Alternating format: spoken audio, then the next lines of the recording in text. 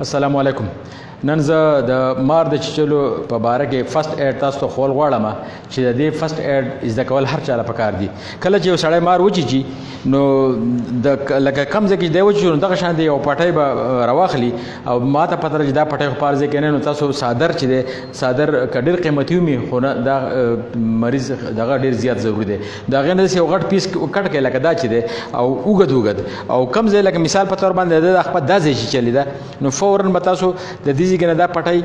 دا وهل شروع کړئ. د دې ځای کې نه ښه ټیټ ټیټ دغه شان دا به تاسو تاو کوئ په ښکته به راشئ په ښکته به راشئ. د دې پټۍ مقصد دا دی چې دا موږ ټیټ ټیټ وتړو او د دې پکې د وینې حرکت چې دی په بره چې کومه وینه ځي دا روشي. ولې چې دا وینه څومره تیزه لاړه شي نو زهر به ډېر خورېږي. نو موږ به دغه شان دا پټۍ د خپې نه تاو کړو او بیا به واپس لاړ شو بره او کم از کم د روانه پورې به دا پټۍ موږ د ده نه ښه ټیټ تاو کړو دومره ټیټ چې د ده د وینې د حرکت بند شي.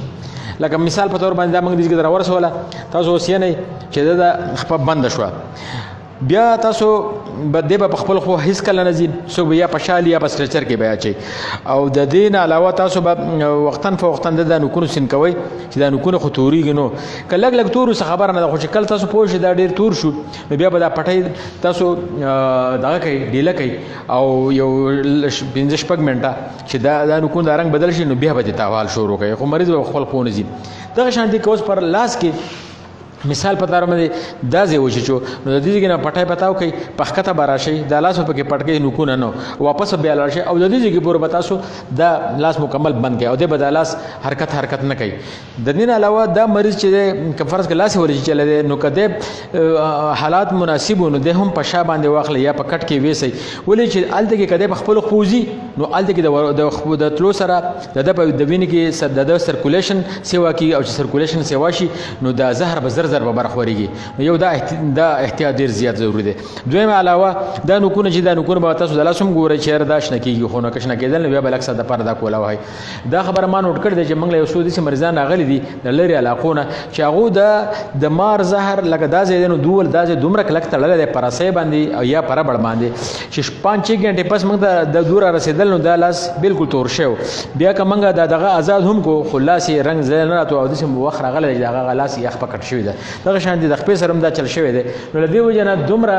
ټیټ تړل دا شی ختم شوی دی دومره ډېر به نه تړئ ټیټ چې یا تاسو یې رسئ یا ربړ تاو کړئ او وینه ورته مکمله بنده کړئ. البته بس په داسې موقع باندې لکه تاسو په پټي کې څادر نشته څوک شته نه سړی یوازې دی نو پکار ده چې په دغه وخت کې دی د خپله خپه په خپله ټیټ ودرې څومره چې دی ټیټ تړلی شي او ځان دې ابادۍ ته ورسي نو بیا چې کله دی ابادۍ ته ورسېدو نو بیا دې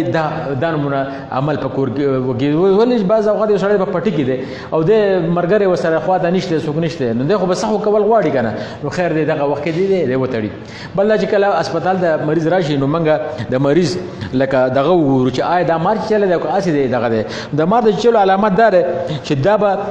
لکه دغه شان دوه نشانونه نږدې به وي. ولې چې مار چې کله ټک ورکوي د ده دوه غاښونه زهریلي غاښونه چې په بره خوله کې دي هغه خامخا د هغې نشان راشي او د هغې نه پس دغه خور شي. اوس د دې نه مخکې دا ویم چې کله دا بني ادم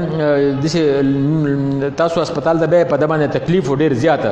نو چې ډېر زیات تکلیف و نو پکار دا چې تاسو په دې ځای کې لیګنوکین انجکشن وکړئ چې دا درد په د دې ځای کې کم شي د دې نه ډېر زیات او که ټول وجود خوږېدو نو بیا پکار دا چې اورین انجکشن ورته وکړئ ډیکاډران ورته هم وکړئ او ایویل ورته هم وکړئ او اسپتال طرف ته روان شي. کله اسپتال ته چې لاړ شي نو ډاکټر بیا دته انټي وینم سیرم یا انټي وینم ویکسین دا ورته کوي. دا د مار د زهرو د تریاق انجکشن دی او د دې دا طریقه ده چې دا د یو مریض ته د څلورو نه واړه د شپږو نه واړه د 12 پورې دا لګي اول ورته لس اول چې دی یو 3 انجکشن یو یا 2-3 حالات ته ګوري چې مریض پس په مو باندې وینه را روانه ده یا د لاس خپې مړه شوي دي کار نه کوي یا د سای بند کېږي نو پکار چې 3 ورته وکړي او د هغې نه پس ګنټه نیمه ورته صبر وکړي که حالات ټیک کېدو نو یو 3-4 ورته نور بیا وکړي خو سلو پرک کې او د دې نه علاوه بیا ابزرویشن کې ساتي او داسې مریض په آی سی یو کې بیا پکار ده چې نور څه مشکلات پیدا نه شي. کله نه کله په دې کې ګردې هم پیل کېږي کله نه کله په سر کې بلیډینګ وشي د هغې نه سړی هم بیا وشه کېدی شي دا آی سی یو کې ساتي بیا 4-5 غنټې پس ورته بیا هم 4-5 انجکشن کېږي. خو دا به هر ډاکټر باندې ډیپینډ ده چې د حالت ته ګوري د هغې مطابق فیصله کوي. د دې نه علاوه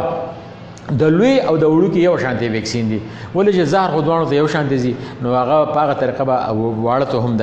ویکسین کیږي دا ویډیو چې دا ډیر زیات ضروری ویډیو دی او دا تاسو شیر کړئ چې نن سبا د مارانو ورځې ډیر زیاتې دي نو تاسو چې خلک د دې نه خبر شي او فرست ایډ په خپله ورکولی شي او خلکو ته فایده ورسي ډیره مهرباني السلام علیکم